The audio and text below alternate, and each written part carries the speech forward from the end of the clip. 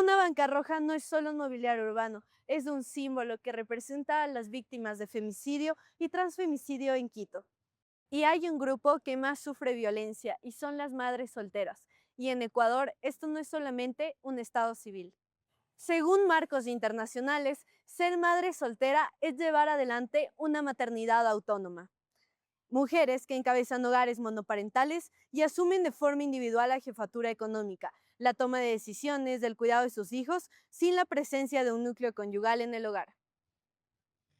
En Ecuador hay más de 4 millones de madres según el último censo de población y vivienda del INEC y 897.557 madres son solteras y se concentran entre los 25 y 29 años de edad. Detrás de esta cifra hay una realidad marcada por jornadas extendidas, ingresos económicos inestables y responsabilidades que no se detienen, y la rutina diaria se divide entre el trabajo y la crianza. Mi labor diaria es desde las 4:30 de la mañana.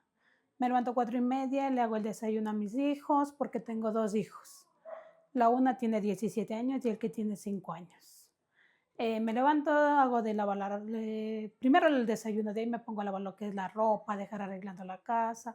De ahí salgo de la casa a las 6:30. Bajo a coger el bus, cojo el bus, vengo a dejarle en la escuela a él y de ahí me voy al trabajo. La realidad laboral de muchas madres solteras está marcada por la informalidad. Los trabajos con horarios fijos suelen ser incompatibles con las responsabilidades de cuidado, lo que empuja a muchas mujeres hacia empleos flexibles o precarios. Mantener un trabajo, porque la mayoría de trabajos demanda un horario fijo y nosotros como mamás solteras no podemos cumplir como tal un horario fijo.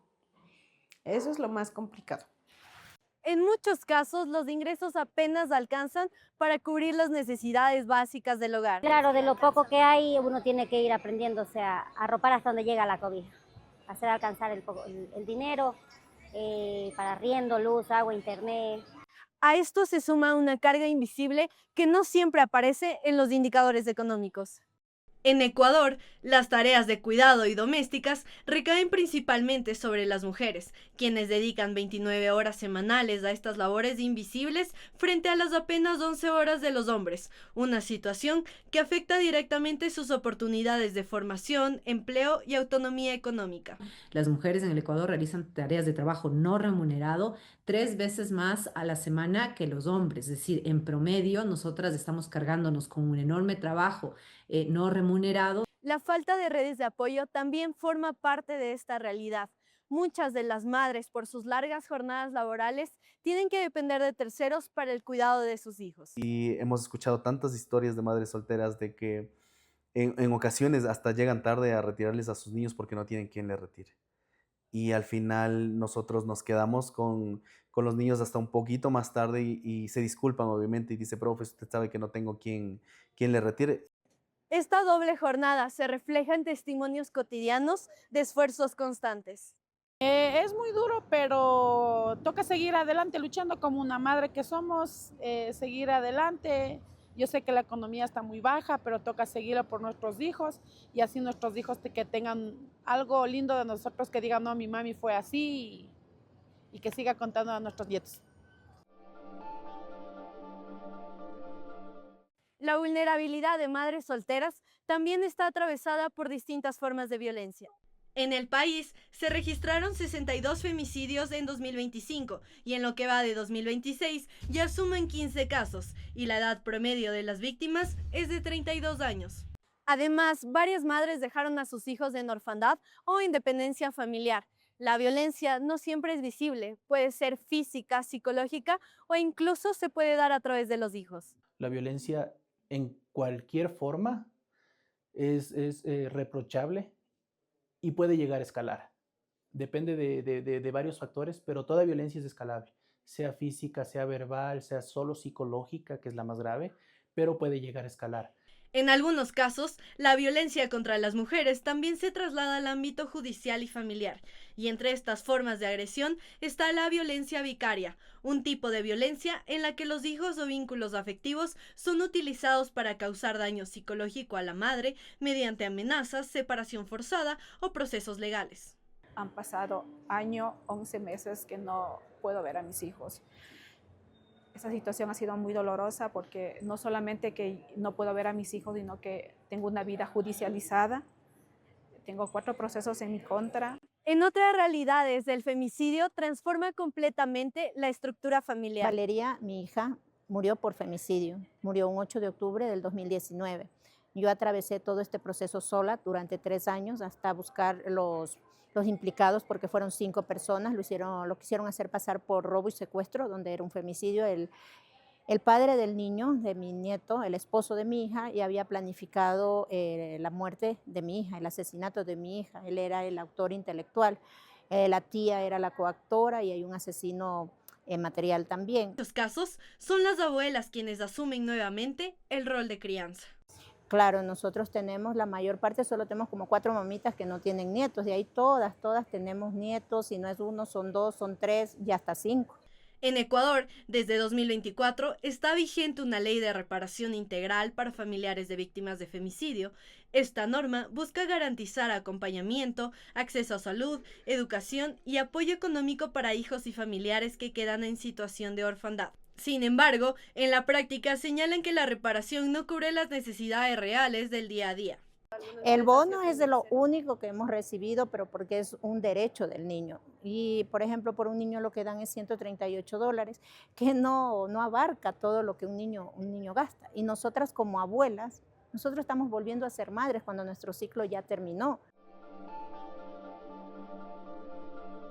Especialistas y organizaciones coinciden en que esta realidad no se limita solamente al ámbito económico. La desigualdad también atraviesa la distribución del cuidado, las oportunidades y las responsabilidades dentro del hogar. Si a eso le sumamos otra desigualdad adicional, ya no solo la de género, sino la desigualdad socioeconómica, ¿no? Pues esto se convierte todavía más en una carga. Sí, esto pasa, y en la realidad ecuatoriana tiende a pasar más en la zona rural versus la urbana. Cuando esta carga se combina con pobreza, desempleo o falta de acceso a servicios básicos, se vuelve una situación más compleja, especialmente en sectores rurales. Le sumamos otra desigualdad adicional, ya no solo la de género, sino la desigualdad socioeconómica, ¿no? Pues esto se convierte todavía más en una carga. Sí, esto pasa, y en la realidad ecuatoriana tiende a pasar más en la zona rural versus la urbana, ¿no? En respuesta a estas problemáticas, organizaciones sociales y colectivos han organizado campañas o talleres para fomentar el acceso a educación, acceso a oportunidades para mujeres en situación de vulnerabilidad. Nosotros estamos viendo que en muchos casos, por ejemplo, tenemos esta conciencia que ya se está haciendo cada vez más gruesa, ¿no es cierto?, más potente, por ejemplo, las leyes Violeta o los esquemas Violeta, que promueven la participación de las mujeres en toda su diversidad en ámbitos como el académico, el laboral. Nosotros, como Plan Internacional, apoyamos y respaldamos la educación. A esto se suman mecanismos de apoyo psicológico, también a la educación o acceso a la salud. Sin embargo, expertos advierten que no se debería solo centrar en las leyes o procesos judiciales. Más allá del tema netamente legal, que estaríamos hablando ya de legislación y leyes, lo que se necesita es un tema de concientización social, un tema de fortalecer la educación. Porque detrás de cada cifra hay mujeres que sostienen hogares, enfrentan violencia y buscan criar a sus hijos en medio de condiciones desiguales que todavía persisten en el Ecuador. En Ecuador, varias mujeres sostienen solas sus hogares completos, enfrentándose a situaciones de desempleo, abandono, pobreza y situaciones de un sistema que aún no responde a sus necesidades. Muchas trabajan jornadas dobles o triples para garantizar alimento, cuidado y estabilidad a sus hijos. Detrás de cada madre soltera hay una estructura de desigualdad en la que sigue sobre ellas el peso de crianza, cuidado y supervivencia. Y aunque existen avances, organizaciones o mecanismos de apoyo, la deuda alrededor de la igualdad, la protección o la corresponsabilidad sigue pendiente en el Ecuador.